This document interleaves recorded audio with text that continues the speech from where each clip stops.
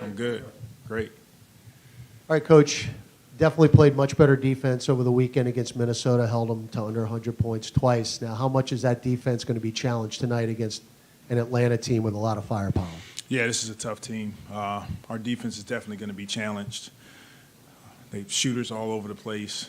Capella diving to the rim. John Collins coming off a tremendous year last year. So it's a veteran team, a team that is coming off a playoff run. Once again, for us, we have to go out and play with the level of physicality and toughness defensively, make sure we're really clean on all of our coverages, and offensively keep it simple and just run our stuff.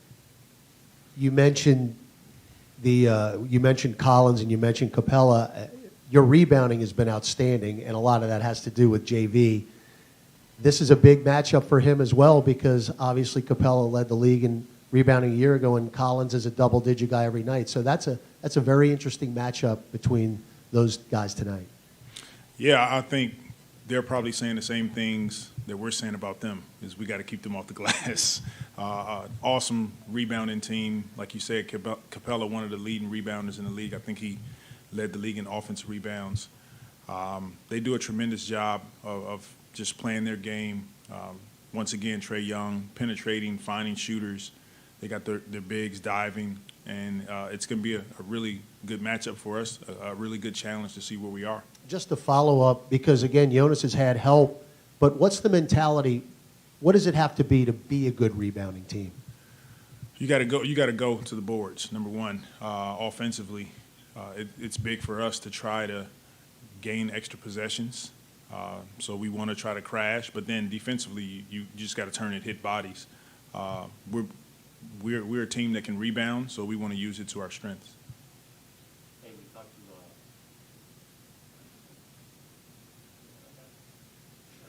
to sorry about that.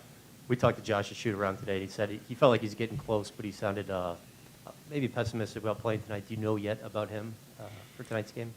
Right now, he's out for tonight. He's not going to play, but he's getting better and better, like he said. You know, it's day to day with him. And once he feels he can go, then, you know, we're going to welcome him back with open arms. But it's a day-to-day thing with him. He's continuing to get better, and hopefully he can go soon. And we talked a little bit yesterday about Herb's versatility. I know we in the media make a big deal about, like, 1 through 5, but, like, you think with him he actually is a guy who could be a legit 1 through 5 guy in this league?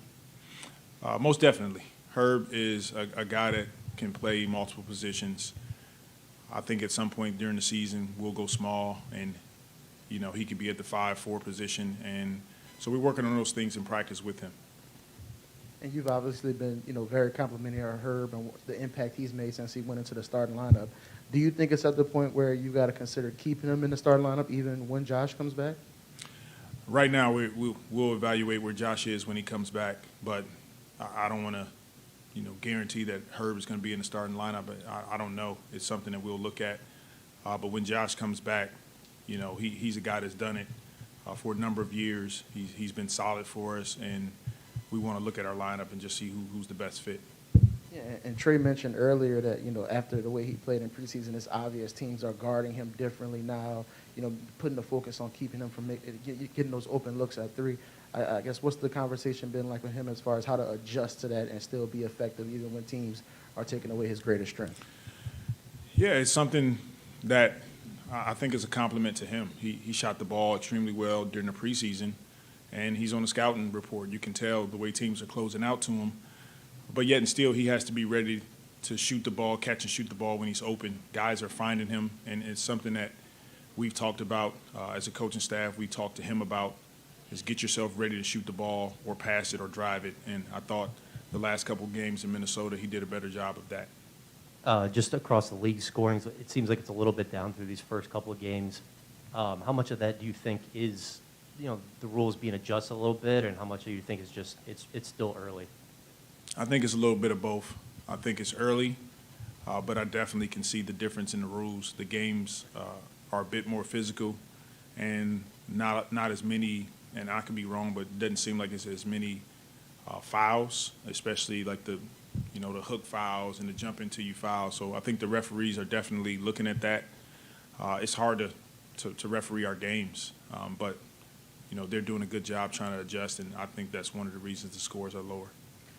As a staff, how much do you talk to guys about that going into the year? I know there was one where Devontae looked like he actually took the dribble and then went into the guy. He doesn't get that call. How much do you talk with guys about the changing rules and what refs are calling, aren't calling now compared to what they were last year? It's a focal point. We don't make it a huge deal, but we definitely talk about it as a group. We'll watch some film and show different variations of fouls that were called and may not be called this season. In particular, the Devontae dribble and jump, that in hindsight probably should have been a foul because he didn't jump into him. But once again, we're all adjusting to the new rules, referees included. How much have you seen that, I guess, the physicality also get in on the inside now? It seems like a lot more is being able to not be called on the block. JV got hit, I think, 4 times in the head the other night. How have you seen it kind of also be affected on that side, or down low, I should say? They're letting us play, and I like that type of basketball. I think our team likes that type of basketball. Now, hopefully, I don't have to eat those words, and the team comes in here and they're more physical than we are, and we're complaining. But I just think that it's better for the league. I think, allowing the game to be somewhat physical, but still managing the call, the fouls that are obvious fouls. These guys are some of the best athletes in the world. It's hard to call every single foul in the NBA. Thank you.